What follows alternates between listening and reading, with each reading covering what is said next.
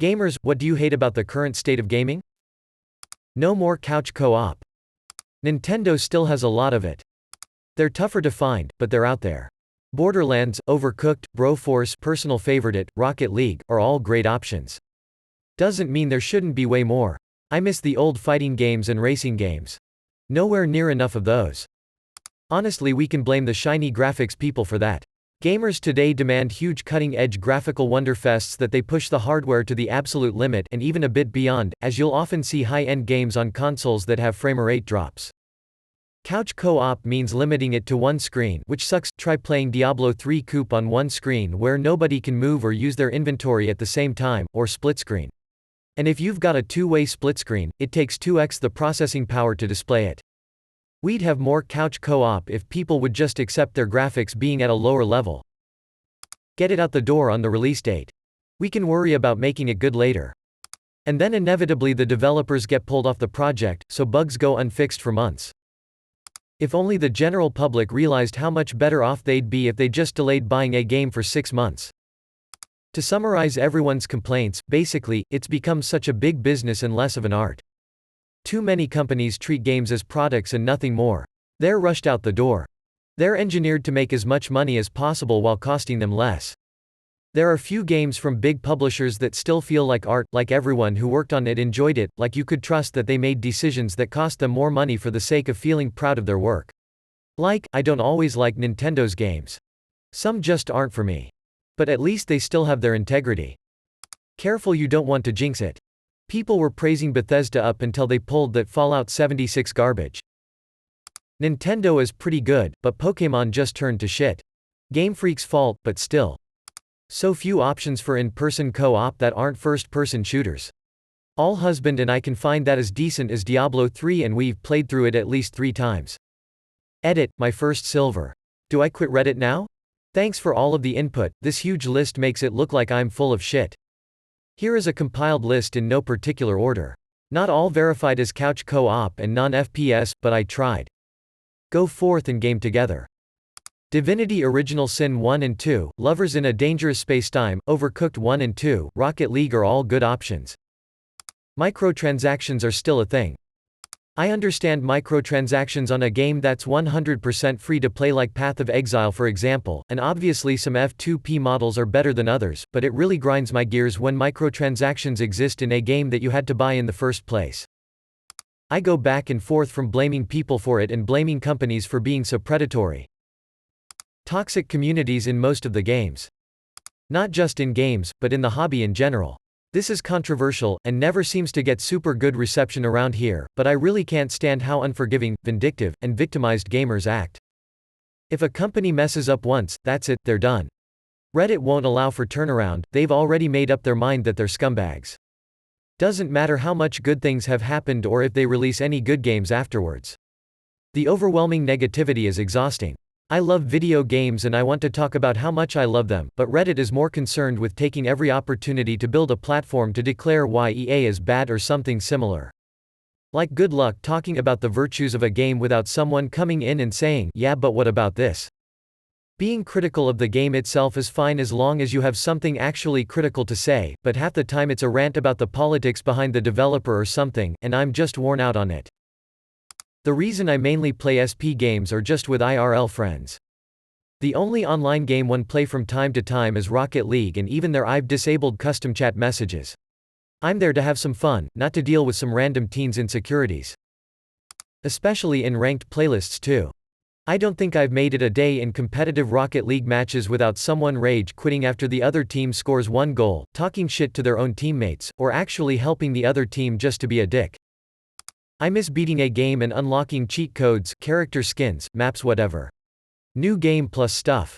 It always annoys me when I make the effort to beat a game on the hardest difficulty and am rewarded with an even harder difficulty. Achievements and trophies are neat, but don't add much in terms of replayability for me. Open world games are increasingly adopting Ing+. It's not all bad. In fact, Ing+ is the best way to discover secret routes and other Easter eggs in early stages of some games, e.g. Deus Ex Mankind Divided. 100% completing Mario 64 got you a quadruple jump, which was amazing. But there was no game left to play to use it on crying face. Yeah, they've really destroyed a fundamental aspect of what makes gaming so satisfying there. I miss colorful games. I miss games with a fun gimmick, combat system or platforming. I miss fixed cameras in horror games so you can appreciate scares and the atmosphere. I hate the current trend of over-the-shoulder bleak-looking character that controls like molasses and the game is just a redressed sandbox. I don't want to play a world that looks pretty similar to mine, I want to play in a world I've never been to. I noticed that too, controls get more sluggish and unintuitive. Plus adding mechanics like weapons degrading add complexity without adding enjoyment. Have you played Persona 5? Easily the most stylistic game I've ever played. You used to pay $50 to $60 and get a good game. Now you pay $60 for an underdeveloped game with bugs and pay $100 some dollars in DLC. You must be young. Back in the day, you paid $60 for a fundamentally broken game that would never be patched or fixed. See, half the NES library, a third of the SNES library, etc. And that was in 1988 money, where $60 was a notably bigger investment than $60 right now. And you wouldn't even know if the game would be worth it or not. The ads were all you could go off of, and of course they all look good on paper. I would really like to get the industry's take on this one. From where I'm standing, game prices haven't really increased all that much. But the cost to create a product likely has. Combined with the bigger market, they may or may not make sufficient profit from just the base game. If it means we have to start paying $70 for a fully finished game without surprise mechanics or loot boxes, I'd be okay to pay that price. But I have to admit that I have no clue about the other side of this story. Gamers. Goddamn. Those damn gamers. They ruined gaming. Multiplayer games have shorter and shorter lifespans. Especially the battle royale genre that has a month-long shelf life at best. Whatever happened to playing Halo 2 for years and years? Now players migrate to the next thing because it's new. Laughs in TF2. Overwatch still has a decent player base. I'm pretty sure Dota 2 and LoL do as well, no? Game mechanics that feel like they only exist as a time sink. Double this when they add microtransactions to bypass those mechanics. I'm tired of all the open-world games with half-assed efforts in the world building. So much size to games, but no difference from one end of the map to the other. The latest Assassin's Creed comes to mind. It's mostly cookie-cutter molds, and not as good of a game as many make it seem. Look at all the nothing you can do. So many games have their pacing ruined by tacked-on open worlds. Why did the Thief reboot have to have an open hub world? It required me to sneak through it every 20 minutes. The guards has the same path the whole game and provided no real challenge outside the first encounter. It just slowed the game down. I'm so sick of open-world games, especially fantasy ones that take place in empty fields. Sure, it's lazy, it's not to make a world which funnels players into hand-built and carefully crafted rooms, but games like Zelda, Metroid, Castlevania, Hollow Knight, Dark Souls, and Ori are all way more fun than games like Assassin's Creed can ever hope to be. Nobody had to tell me the City of Tears or Chozo Ruins or Dodongo's Cavern were significant.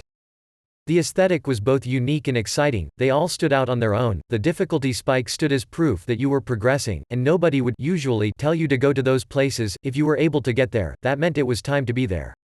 I tried playing Morrowind for the first time a few months ago and it's literally your choice of 20 different swamps with no landmarks or subtle design to point you in any one direction. I get that that's the point, but it just feels lazy and boring to someone who's been weaned off of games that actually try to be games. Microtransactions, specifically DLC chapters in RPGs that are critical to the story and should have been part of the game. Much as I love Squenix, FFXV really pissed me off that way. I've learned to just kinda pretend DLC doesn't exist. If a character exists behind a DLC gate, the character doesn't exist to me. I finish the game and say, what a nice experience, I saw everything there was to see, and disregard extra fluff.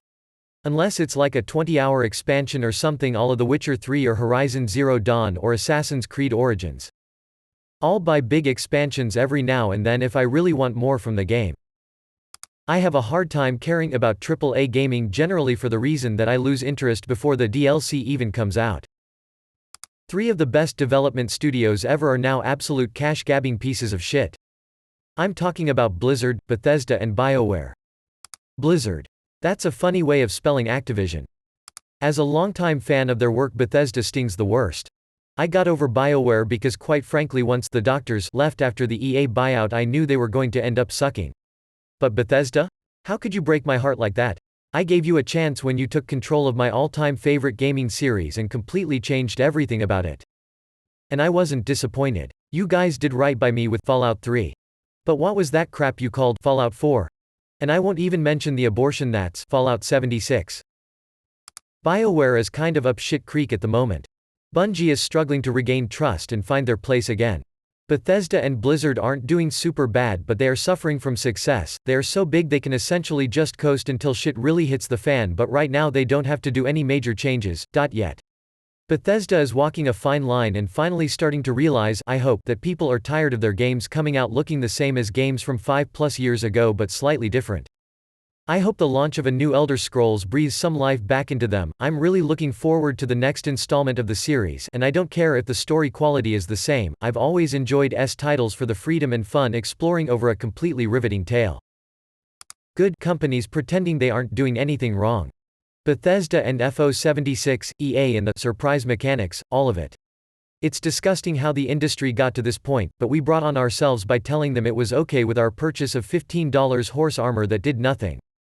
We told them it was okay when we bought the loot boxes. We definitely told them it was okay when we bought the Nuka Dark and expected something good. In a way, we made the industry the way it is. Absolutely agree, we fed them till they were fat and couldn't move.